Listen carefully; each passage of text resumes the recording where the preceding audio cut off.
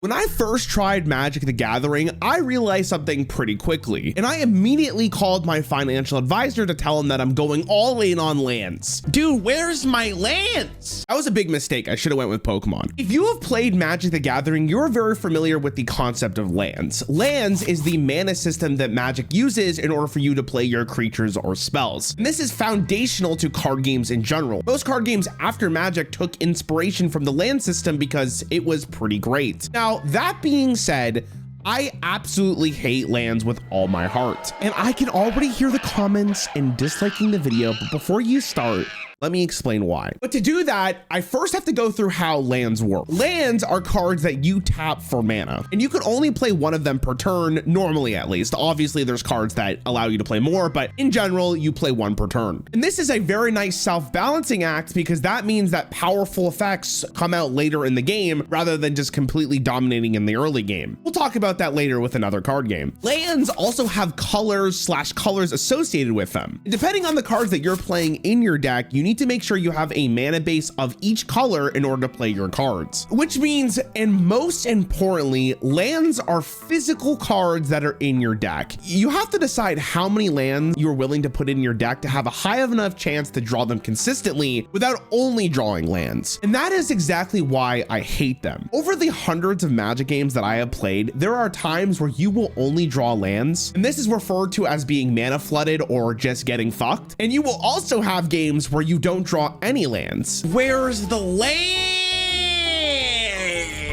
Dude, I'm gonna lose this game because I can't draw lands. This is referred to as getting mana screwed or getting fucked. Both of those can lead to games that feel absolutely miserable to play, and it honestly feels like you just wasted your time. Now, you can say skill diff or you're suck at deck building or whatever you want, but just like you, I copy pasted the best deck in standard and it still happened, so checkmate. Now, despite how sometimes you could have non-games in Magic, there is a lot of pros for the mana system. Because lands are actual cards in your deck, there is a ton of design space for them, like ramping. Ramping allows you to put multiple lands in a single turn so you get additional mana compared to your opponent for a tempo loss, or having cards that actually destroy your opponent's lands to make sure they don't have as much mana. And the list kind of goes on, and it's actually insane how Magic the Gathering is still making new and exciting mechanics after being around for 30 years. And if you go through Magic the Gathering's history, there are a ton of different lands that you can pinpoint and go, that's actually pretty cool. There's also the situation of changing how many lands you actually need. You're playing an aggro deck and your highest cost card is 3 mana. I don't need that many lands. I just need to have enough to draw 3 of them. And that allows for a lot of intricate and fun deck building, which I think is why people who really like lands love them. And I think the mana system is a lot better in a mode like Commander, where you have stuff to draw them known as fetch lands. And even though those can charge you a pretty penny, when you have a consistent mana base to play all of your amazing spells and creatures, that is where lands truly shine. The most important thing to take away from this is mana is important in your card game because it allows you to have a self-balancing act to make sure that really powerful effects come out at an appropriate time rather than right in the very first turn of the game. And even though I don't like the land system as much as other mana systems, Magic the Gathering ended up being one of the best card games I've ever played. That leads me to Yu-Gi-Oh! Yu-Gi-Oh! Saw what Magic the Gathering was doing with mana and said, you know what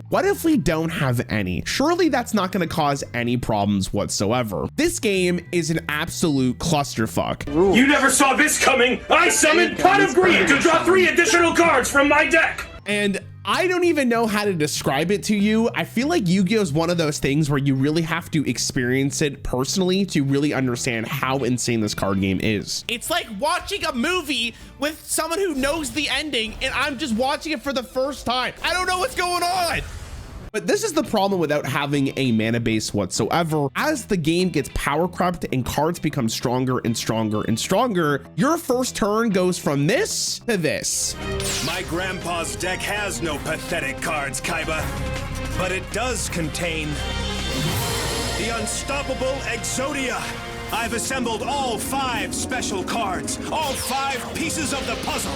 Technically, there are more resource rules. For instance, you only get one normal summon per turn, and that is technically like the mana cap in each individual turn. But Konami looked at that rule and said, okay, but what if we just print cards that can special summon? And then they printed basically every single card with that line of text. This leads to a game speed that is a light speed difference compared to Magic the Gathering. In Magic the Gathering, turn one is often playing a land and passing. Maybe you play a creature because you're an aggro deck. In Yu-Gi-Oh, turn one is your opponent playing half of their deck, summoning 5 gods, setting up 3 negates, and essentially telling you you're not allowed to play the video game today. But don't get it twisted. As much as Yu-Gi-Oh doesn't have a mana system, Yu-Gi-Oh does have a cost to their cards. It's reading. The mana system in Yu-Gi-Oh is your ability to read. Since they don't have a mana system to balance the power of their cards, they have to balance the cards by writing terms and services agreement on each individual one. For example, you could special summon this card, but you have to discard a card, you have to banish a card from the graveyard, you have to pay half your life points, and promise your firstborn child to the pharaoh. Now, because how insane Yu-Gi-Oh has become, when I tried it out for the very first time about 2 years ago, I thought this was the worst card game of all time. Dude, who plays this game? Like, now that I've given it its fair chance and a lot more hours into it,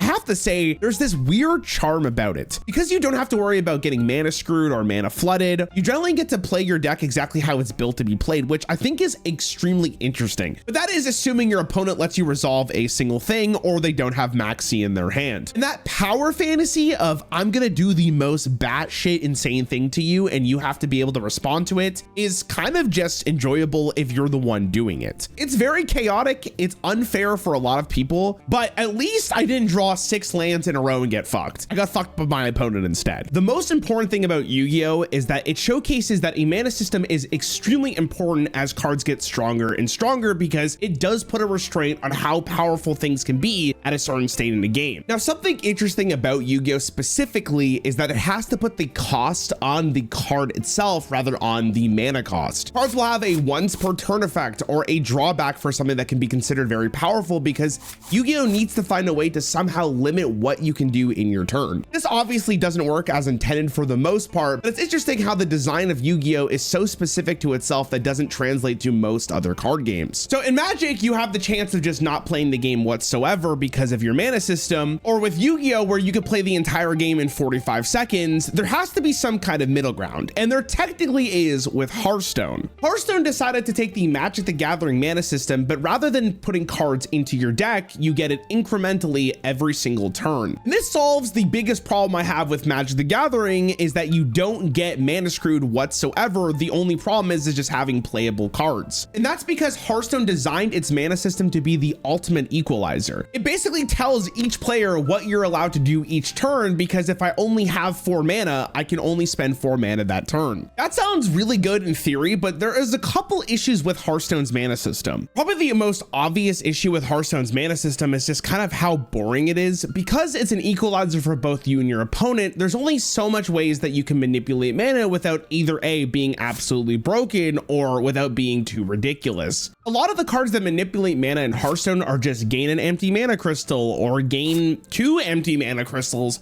maybe gain 3. And there's a couple of them that destroy mana crystals, but overall, especially a game compared to Magic the Gathering, there is a lot less mechanics to do with mana. That is probably a more intentional design from Hearthstone because they want the game to be way simpler. That does mean that there is a lot less design space than Magic the Gathering. The other bigger problem is that there's often just going to be curve stone, which is basically I play 1 drop on 1, 2 drop on 2, 3 drop on 3, and so on and so forth, because that's kind of just how the game is dictated.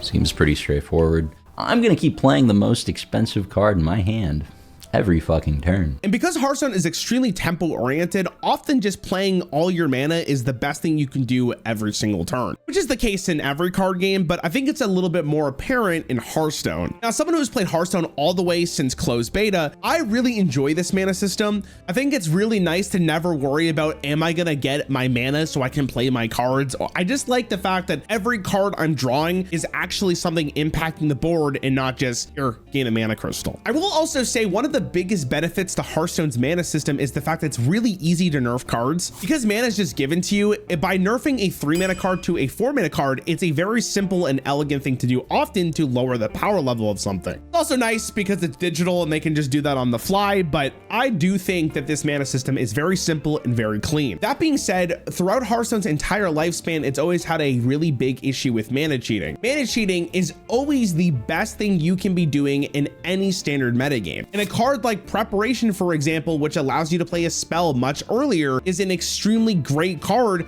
regardless of what the rogue deck is playing. And almost every single time a card can be played for 0 mana and it does something that is just good, it is gonna get played and eventually it probably will be nerfed. Now that has never stopped the Hearthstone designers from printing cards with mana reduction because it's one of the few ways they actually have design space with their mana system. Even from the core mechanics of the game, going second gives you a card called the Coin, which lets you play with its mana system. So there are ways for them to design for it, it's extremely narrow and often ends up being that mana cheating is extremely broken. Probably the case for most games with a mana system, but for me, it's pretty prevalent in Hearthstone. But you know what? At least I can't get mana flooded. And that's really all that I really care about. Does that mean Hearthstone's mana system is the best way of doing it? That may not be the case, because what if there was a game that took Magic the Gathering's mana system and fixed it? Remember at the start of this video where I told you I should have gone with Pokemon? I actually genuinely meant it. Purely from a financial standpoint, Charizard could pay off my entire house. But what about from a gameplay standpoint? Pokemon uses energy cards, and if you kind of squint your eyeballs just a little bit, you can very much see the similarities between lands and energy. Just like lands in Magic the Gathering, Pokemon also has colors associated with its energy. And just like lands, you can only play 1 energy per turn. Of course, there are cards that change that. I don't have to say that every single time, but yes. So basically, we're playing Magic the Gathering again, except for now I'm just attaching it to Pokemon. That is not the case at all. Because in Magic the Gathering, if one of my creatures dies, I don't have to worry about discarding a land because that's not how the game functions. In Pokemon, because your energy is directly attached to Pokemon, when a Pokemon dies, all of that energy is completely gone. And that is kind of the interesting nuance of how Pokemon handles its mana system. Deciding where you want to put your energy is extremely interesting and strategic because it can change the drastic tide of the battle from putting it on a Pokemon that's benched compared to the one that's active. And just like Magic the Gathering, energy cards are physical cards you have to put in your deck, meaning it has the same potential issue as Magic the Gathering, but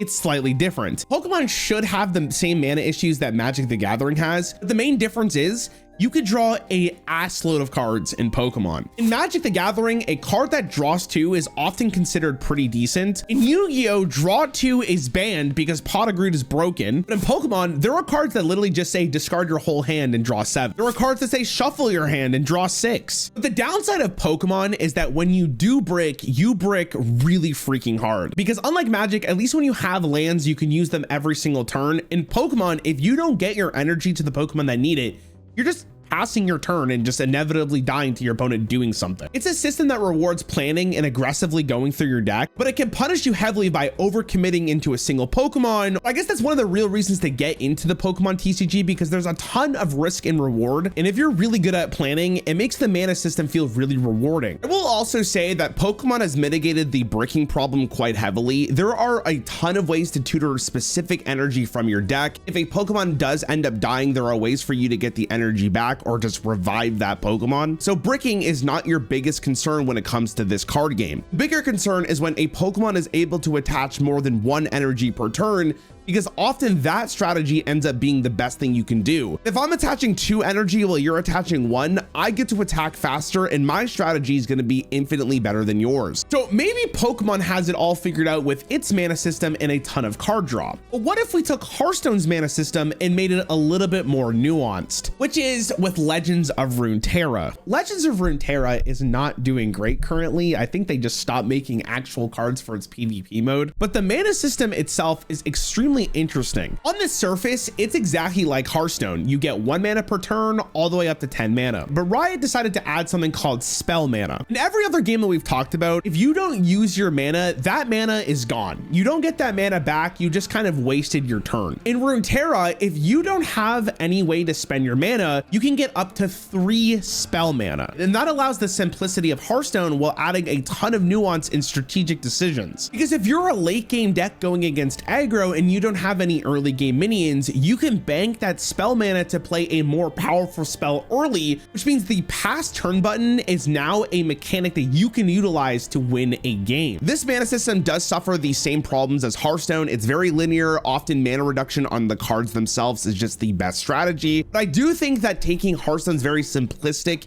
and very easy to understand mana system and making it slightly more nuanced was a very good call from the Runeterra developers. And I think by far this was my favorite mana system I got to play with until Lorcana came out. This game also proves that Disney will not rest until they take every single dollar you have from your bank account because they wanted to get into card games. Lorcana kind of looked at Magic the Gathering and said, I can fix you. I can fix your mana system. Because Lorcana uses a system called inking. Almost every single card in your deck, depending on how you build it, can be inked, and you could do that once per turn. Which this adds a really interesting development into the land system of, do I want to keep this card in my hand to potentially play it to impact the board, or do I want to ink it in order for me to get an additional mana crystal every single turn? And this creates a new interesting idea of understanding what cards need to be sacrificed for your mana crystals, or that you need to actually win the game. And it adds an extreme level of complexity to every single game of Lorcana. Now, not every single card in Lorcana is inkable, and that actually adds a lot to the deck building as well, kind of like lands do, where you have to ask yourself, can I put enough of these cards that can't be inked in order to actually have a consistent game plan and get the mana I need to play them? And for people already writing this in the comments, this is essentially the exact same system that another game called Duel Masters did. From a physical card game medium, I think this is the best way of doing it. It dramatically reduces the non-games that Magic the Gathering has, and it forces you to make a lot of strategic decisions that no other card game has really done before. Now, kind of the same issue that Hearthstone and Runeterra has, there's not a lot of design space for inking. The Sapphire color does allow you to ramp kind of like Magic the Gathering, but that's basically it. There are ways to interact with your opponent's inkwell, but for the most part,